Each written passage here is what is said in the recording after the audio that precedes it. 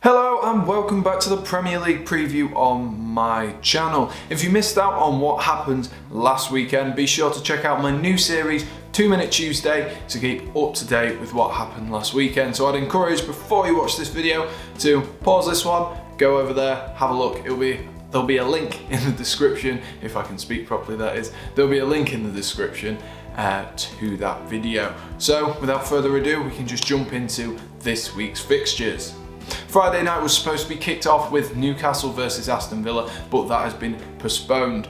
That's due to a COVID outbreak at Newcastle United Football Club, which has seen all of the first team players, I believe, or 11 of them at least, having to self-isolate, and therefore they're not allowed to play. And so it's been postponed, which puts Aston Villa will be 2 games behind and Newcastle will be 1 game behind. So we will just jump into Saturday, Sunday and Monday's fixtures instead. The first game of the weekend sees Burnley take on Everton. That is followed by Fulham, who are now tasked with stopping Manchester City, who were in fine form last weekend. It then moves on to West Ham United versus Manchester United, and that'll of course have fans in the stadium, much to everyone's delight. And that is the 5:30 game, and the 8 o'clock game is Chelsea versus Leeds, which I'm personally excited for, as it is 2 really attacking sides going at each other. Sunday then starts with West Brom, who take on Crystal Palace. Sheffield United are looking for their first win of the season against Leicester, who come into this off the back of 2 straight defeats. The next game is the big game of the weekend with the North London derby, as Spurs take on Arsenal, and then Liverpool take on Wolves to conclude Sunday evening. The Monday night fixture then sees Brighton take on Southampton in what could be a really exciting game. So those are the fixtures. We're able to jump into the teams to watch and the players to watch section much quicker this week. So we will move into the teams to watch category for this week. The first team I've chosen is Brighton. Brighton managed to steal a point last weekend, which was a just one in terms of how they played, but maybe not quite what they deserved in terms of... It's hard to say because they put in a really gutsy and determined performance against Liverpool at the weekend. They kept themselves in the game till late on, but VAR was very much on their side. They ruled out a Mo Salah goal, which was very close, very close, and then they got a penalty, which I'm sorry, that definitely wasn't a penalty. It just really wasn't. If any contact on a player is a penalty now, then we're really going to have a struggle of a season. Brighton obviously come into this then unbeaten in 3 with 2 draws and a win. They'll be looking to build on that against a Southampton team that has been really aggressive in the first half, I guess that's what you can say, but they kind of run out of steam in the second half. So I think this game will very much be man management for Brighton and Hove Albion, and a game plan will be really important. Of course, defending from set pieces against Southampton is something that is incredibly important. With a team that is so capable from scoring from set pieces as Southampton, you really need to be on it with that. In terms of Brighton though, I think they need to keep themselves in the game in the first half, like they did against Liverpool. Keep themselves in the game, because we know they can score goals. They've got a few goals in them this season. Not had a bad return, not too badder. Worse. Their goal difference isn't bad, and it's only -2, I believe, at the current moment in time. So I think it's important. It's a big weekend for them, and I think they could get some points here if they keep themselves in the game after the first half. If they can stop that first wave of Southampton pressure and attacks, then absolutely they could have a fantastic game and maybe come away with some points. The next team I've chosen has to be Spurs. Spurs are top of the league, surprisingly. They've only lost 2 games all season in all competitions. One was in the Europa League where they lost 1-0, and the other one was against Everton, which I also believe they lost 1-0, and that was the opening day of the season.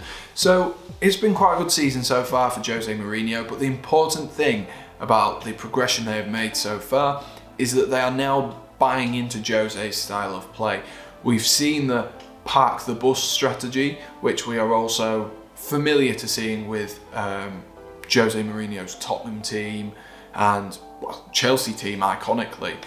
And they're all starting to buy into that, which is really important for Jose to be able to be as great a manager as possible. If people buy into his style of play and believe in him, then that is how you get a good, successful team.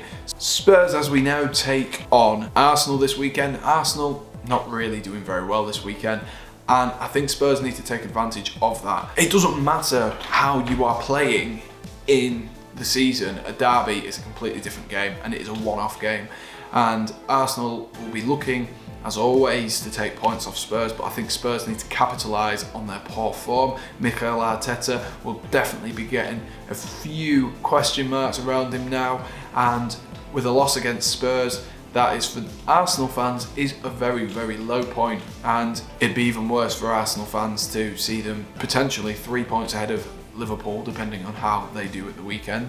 But if they lose, I can't see Arsenal fans being too chuffed with the performance of Mikel Arteta. So I think it's a huge weekend for Spurs, really be able to get one over them, and to take 4 points away from two of their biggest rivals.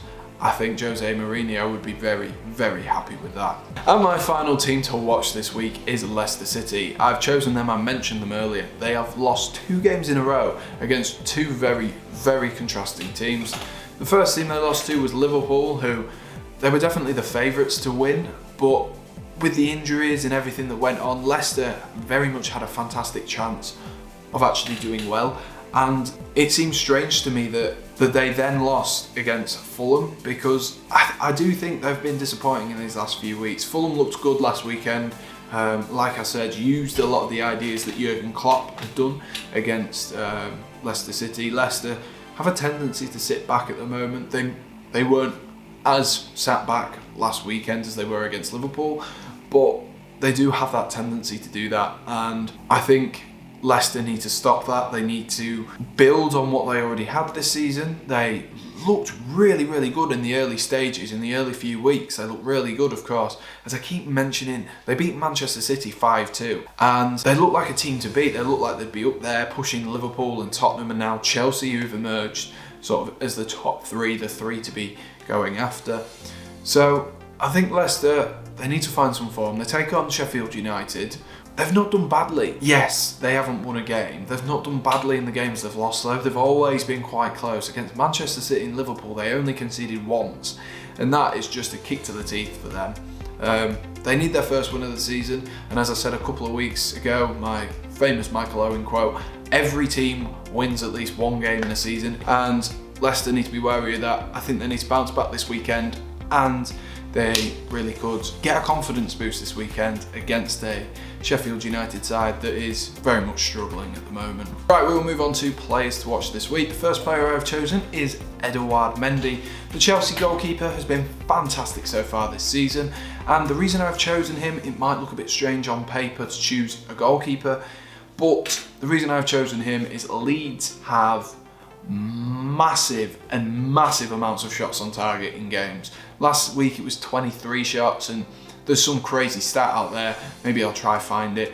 but it is crazy. And I think if Chelsea are going to look to push with Liverpool and Spurs, then they need to be able to beat teams like Leicester this weekend, and Edouard Mendy is a fantastic goalkeeper and should be able to, you know, stop the 23 shots which are faced by Chelsea.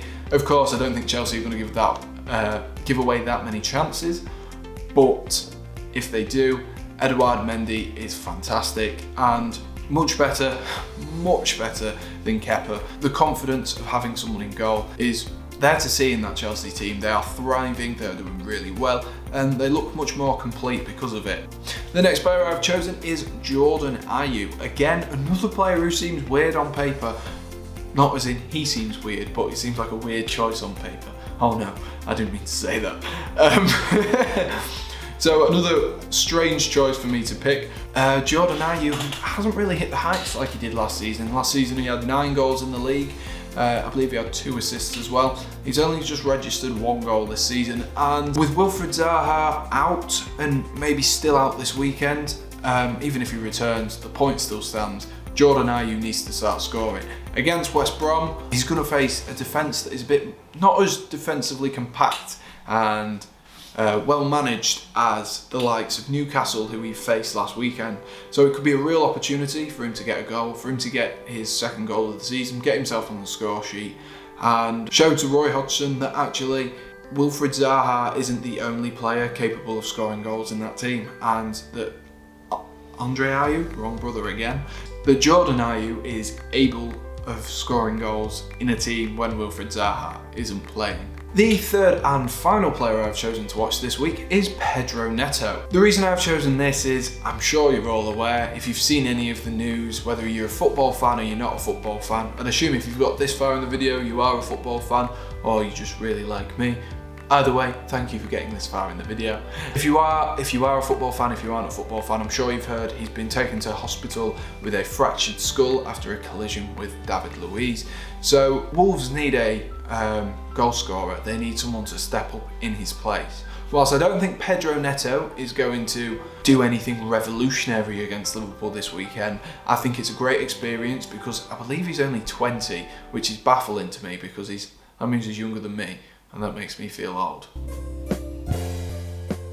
But anyway, he needs this experience against a team such as Liverpool. I think he could really benefit from having such good experience. He's scored 3 goals so far this season, which is only 1 behind Jimenez, remember. But Wolves need a new focal point or a new way of attacking, and against Liverpool it'll very much be a testy game because Liverpool are so good and so efficient in defence, in attack. And whilst I haven't picked him for the normal reasons which you would associate with my players to watch this week, as in someone who's going to influence the game, I do think he'll have a good game. There's no doubt about that, and I think he needs to use the experience he gets over the course of Jimenez's injury to really push on and really prove to Espirito Santo, I think that's his name, but I think he needs to show his manager, we'll say that instead, that he really can perform at the top level and that he's not afraid to get stuck in. Well, that'll conclude this week's Premier League preview. I am praying that this one is shorter this week. It feels like it's shorter, but I don't know if that's because my camera died midway through and I had to sort that out. If you are enjoying the videos and the content on my channel, be sure to smash that like button, hit subscribe, and as always, be sure to comment your player to watch this week and your team to watch this week. As always, stay safe, and I will see you on Tuesday now for a 2 Minute Tuesday. Thanks.